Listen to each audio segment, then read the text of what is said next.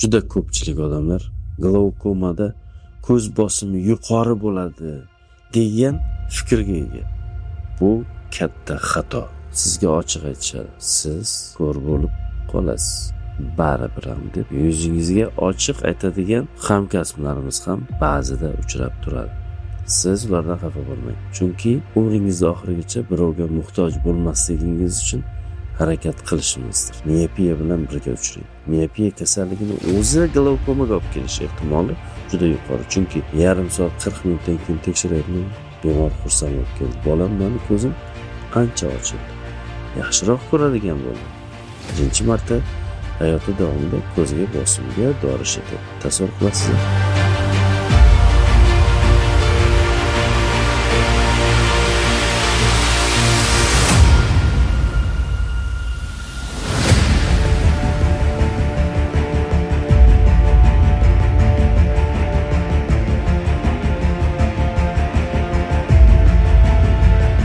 Yana glaukoma haqida gaplashamiz. Chunki buni men juda ham yaxshi ko'raman. Umuman glaukomani davolashni, glaukomani vaqtida ko'zni saqlab qolishni yaxshi ko'raman. Chunki buni sabablari juda ko'p. Bemorning yuziga qarab turib, bemordagi ko'rishni yo'qolish hissi, ya'ni ko'rishni yo'qotish qayg'usi, qo'rquvini his qilaman. Ya'ni odam bir ko'zi ko'rmay qolgan odam ikkinchi ko'zini qadrini juda yaxshi biladi. Glaukoma haqida siz bilan yana gaplashamiz. Katarakta mavzusida aytsak, katarakta operatsiyasini juda ko'pchilik qilishadi. Chunki unda motivatsiya, ya'ni operatsiyadan keyin ko'zni ochilganini ko'rib xursand bo'lasiz. Bemor juda xursand bo'ladi. Bemorning oilalari, farzandlari xursand bo'ladi. Kimdir yaxshiroq, sifatliroq gavhar qo'ydirganidan xursand bo'lsa, otasiga yo onasiga.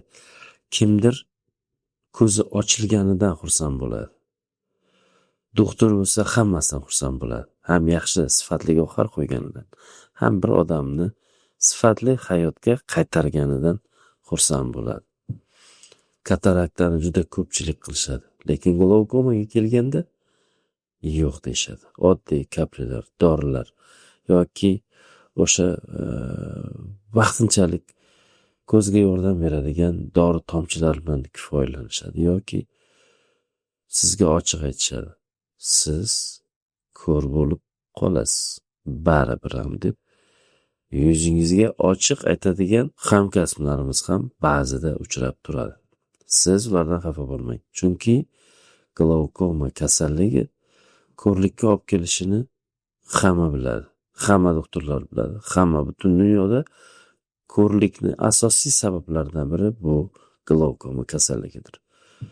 Lekin bizning vazifamiz sizni umringizni oxirigacha ko'zingizni ko'rmay qolishini oldini olish. Ya'ni umringiz oxirigacha birovga muhtoj bo'lmasligingiz uchun harakat qilishimizdir. Buni juda ham turli tuman yo'llari bor. Dorilar, lazer muolajalari, operatsiyalar, hayot tarzini o'zgartirish va boshqa narsalar haqida gaplashamiz. Glaukomada past bosim bilan ham glaukoma uchrashi mumkin. Buni Samarqandlik professor Aziz Yusupovich degan odam bo'lganlar. O'sha kishi butun olamga o'zini ishini ko'rsatib berganlar. Bu kishini adashmasam doktorlik dissertatsiyasi shu past bosimli glaukoma haqida edi. Ularni hozir o'g'illari ham shu yo'nalishda ketyaptilar, ya'ni o'sha ko'z yo'nalishida ularning nabiralari ham, ya'ni butun avlod o'sha ko'z bo'yicha xizmat qilib yurishmoqda. Baraka topishsin. Shu olimni izlanishlarida o'sha past bosimli glaukoma kasalliklari haqida yuritilgan. Ya'ni ko'z doktoriga borasiz, ko'zingizni bosimini o'lchab ko'rishadi va aytadi: sizni bosimingiz yaxshi deydi. lekin sizni ko'rishingiz xiralashmoqda. Pole zreniya, ya'ni ko'rish maydoni torayib ketmoqda. Siz aslida to'liq tekshiruvga muhtojsiz. Nega? Chunki sizda glaukoma rivojlanmoqda. Past bosimli odamlar bor. Umumiy qon bosimi ham past bo'lgan odamlar bor. Qon bosimini o'lchab ko'rsangiz 90 ga 50 chiqadi, 90 ga 60 chiqadi. Siz aytasizki, bunday odamlarda общее давление masalan normada 110, 120 bo'lishi kerak-ku, 120 ga 80, 110 ga 70, ba'zida 100 ga 60 bo'lsa yaxshi ayollarda masalan, lekin 80 ga 50 yuradigan, 90 ga 60 yuradigan odamlar ham bor. Xuddi shunday ko'z bosimi ham past yuradigan odamlar bor. Ularning ko'zini bosimini ko'rsangiz, oddiy Maklakovada o'lchab ko'rsangiz 24, 25, 23, 20 chiqadi. Uni ko'rsangiz bu norma deysiz, lekin aslida 24 ular uchun baland bosim hisoblanadi. Ularda o'zini ko'z bosimi 15, 14 bo'lishi kerak bo'lgan bo'ladi. O'shaning uchun ko'zni to'liq tekshirganimda aytaman, sizni ko'zingizda glaukoma bor va bu bosim siz uchun balandlik qiladi. Sizni bosimingizni yanada tushirishimiz kerak. Bir kishi keldi, ikkita ko'zlarida ham xiralash. Yoshlari 80 atrofida. Onalarida glaukoma bor ekan. Rus ayoli. Ikkita ko'zni ham bosimini tushirishga dori berdim. Yarim soat 40 minutdan keyin tekshiryapman. Bemor xursand bo'lib keldi. Bolam, meni ko'zim ancha ochildi. Yaxshiroq ko'radigan bo'ldim. Birinchi marta hayoti davomida ko'zga bosimga dori ishlatyapti. Tasavvur qilasizmi? Bemorda o'shandan xursand bo'ldi. Qizlari bilan kelganda Farg'onada ko'rdim. Yaqindagina bir ko'zlarni operatsiya qilib berdik. Yaxshi o'tdi operatsiyalar. Endi ikkinchi ko'zni ham operatsiyasiga tayyorlanyapmiz. Ya'ni ko'zni bosimi o'sha sekin-sekinlik bilan ko'rishni xira qiladi. Bemor buni sezmay qoladi. Ba'zi holatlarda bo'lsa boshqa kasalliklar bilan qo'shilib keladi. Eng yomoni bu miopiya kasalligi bilan glaukomani birga uchrashi.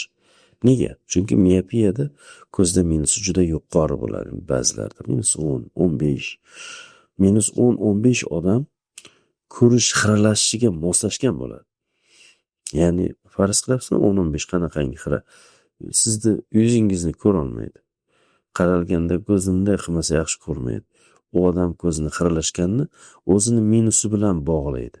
Mani ko'zim deydi minus, o'shaning uchun xira ko'ryapman deb tabiiy hisoblab qoladi va bu juda yomon oqibatga olib kelishi mumkin. Agar minus glaukomalarni olsak, o'shalarni juda ko'p qismida miopiya bilan birga uchraydi. Miopiya kasalligini o'zi glaukomaga olib kelish ehtimoli juda yuqori, chunki ko'z katta va ko'zni ichidagi suvda drenaj sistemalari ko'z kattalashgan sari o'zini ishlashini yo'qota boshlaydi. Ishi yaxshilanmaydi. Ya'ni suvni chiqarib tashlash funksiyasi yaxshi ishlamaydi. Ko'z ichki suvni. Ko'z suvi oshaveradi va ko'zda bosimi oshib, ko'zda glaukoma kasalligiga olib keladi. Va bu bemorlar ko'ruv nervini qurishiga, juda ko'pchilik bemorlarda nerv qurishiga olib keladi. Ko'rganimda har doim miopiyani bu odamda glaukoma boshlanmaganmikan degan ehtimol har doim meni yuragimda bo'ladi. O'sha odamni ko'raman-u, aytaman, bu odam glaukoma boshlanmabdimi deb birinchi o'rinda o'shansani tekshirishga harakat qilaman. Va juda ko'p holatlarda miopiyada glaukomani aniqlaganman. Va bu kasalliklarni juda ko'pchiligida operatsiya qilib, o'sha ko'zni saqlab qolishga erishganmiz. Butun jamoamiz bilan. Va ko'rgan bemorlarimni ko'raman, o'sha nazoratdagilarni yuzidagi xursandchilikni ko'rib maza qilaman. Ya'ni 3 yil bo'ldi, 4 yil bo'ldi, 5 yil bo'ldi. Ko'zda ko'rish stabil, bosim stabil, yaxshi turibdi. nazoratda turibdi, kelib ko'rsatadi, ko'z bosimi zo'r, ichlari yaxshi, polizreni yaxshi, ko'zdagi ko'ruv nervidagi hujayralari sonigacha yaxshi turibdi. Ya'ni bu o'sha ko'zni stabil holatga olib kelindi bitta yengil operatsiya bilan. Ba'zida ikkita operatsiya bilan shu narsaga erishgan holatlarimiz ko'p. Agar shu narsani vaqtida oldini olmasa, u odamni bir ko'zi yo'qolgani mayli, ikkinchi ko'zi ham yo'qolishiga olib keladi. O'shaning uchun azizlar, glaukoma payqadingiz yoki ko'zingiz xiralashdimi, albatta ko'z shifokoriga tekshirtiring. To'liq tekshirtiring, erinmasdan tekshirtiring. Va bu sizni balki bir kuningiz ketar, balki 2 kuningiz ketar, lekin natijada sizni ko'rishingizni saqlab qolishga siz erishishingiz mumkin. Biz butun jamoa bilan glaukoma kasallikka qarshi kurashamiz. Xodimlarimiz bilan juda ham ahilmiz.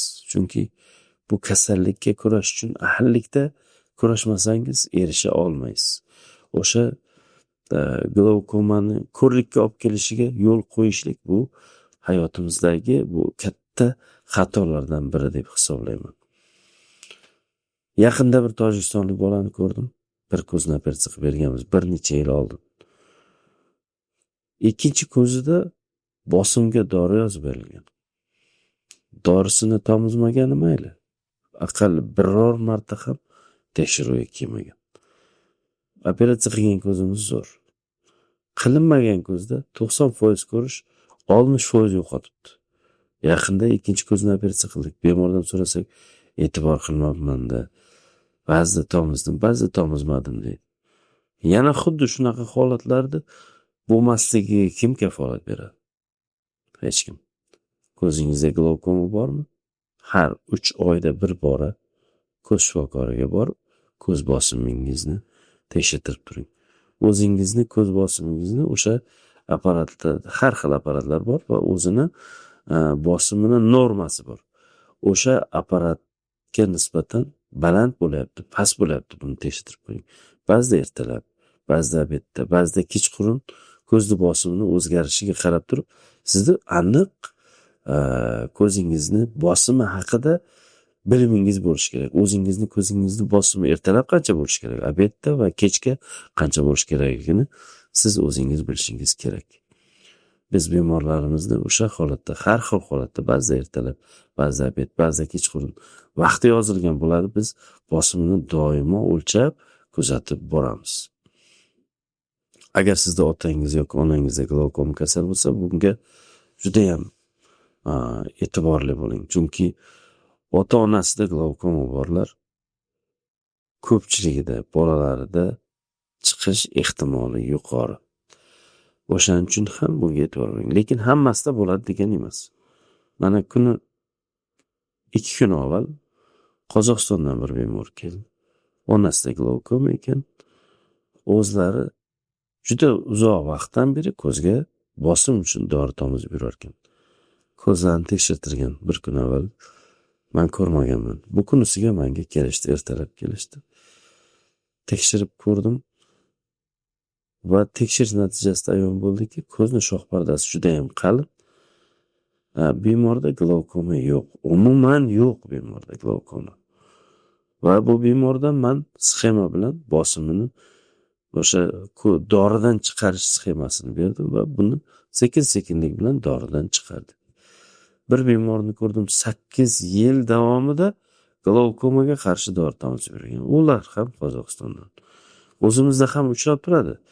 Lekin oxirgi ko'rgan bemorimni aytaman, o'sha 8 yil glaukomaga qarshi dori tomizgan ko'zga. D-uchotda turar ekan butun. Lekin ko'zni yaxshilab tekshirsam, ko'zda glaukoma chiqmadi. Hozir 1 yildan keyin keldi yaqinda o'sha bemor. 1 yildan keyin men u kishini doridan chiqardim.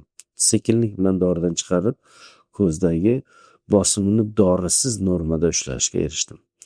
Va bemorda xursandchilik ko'ring. Qayta ko'rikka kelibdi. Ko'rib, u kishini eslolmadim. Keyin qog'ozlarimga qarab esladim. Opa, siz shu edingiz, shu kishi edingiz deb keyin eslab aytdim, sizni ko'zingizda o'sha 8 yil glaukoma bilan qo'rqib yurgan odam. Tasavvur qilasizmi? O'shaning uchun ko'zni to'liq tekshirish bu katta ahamiyatga ega. Ba'zida farzandlari shoshadi. Otamni, onamni tezroq ko'rib bering, tezroq ko'rib javob bering deb. Bizda unday emas. Agar siz shoshayotgan bo'lsangiz, bizga kelmasligingizni tavsiya qilaman. Chunki biz juda tekshirish uchun juda ko'p vaqt sarflaymiz. Haqiqatan juda ko'p vaqt sarflaymiz. Ham keyin bemorlar soni ham har doim kutganimizdan yuqori bo'ladi, ko'p bo'ladi va biz har bir kishini to'liq tekshirish uchun juda ko'p vaqt sarflaymiz va bu kutishga to'g'ri keladi. O'shaning uchun azizlar, bizga kelganingizda juda ko'p sabringizni o'zingiz bilan olib keling. Chunki biz sizni to oxirigacha tekshirib bo'lmaguncha qo'yib yubormaymiz. Ba'zida 1 kun, ba'zida 2 kun vaqt ketadi buning uchun azizlar. Ko'zingizni asrang. Agar sizda ham ko'z xiralash sezayotgan bo'lsangiz, glaukoma emasmikan degan savol har doim esingizda bo'lsin. Katarakta bu oson. Lazerni korreksiya biz uchun juda oson. Boshqa ko'z kasalliklariga nisbatan tez ko'rlikka olib keladigan kasallik bu albatta glaukoma. Ehtiyot bo'ling, ko'zingizni asrang. Ko'zingiz bir umr sizga xizmat ko'rsatish uchun kerak bo'lgan a'zodir. Sog' bo'ling, salomat bo'ling.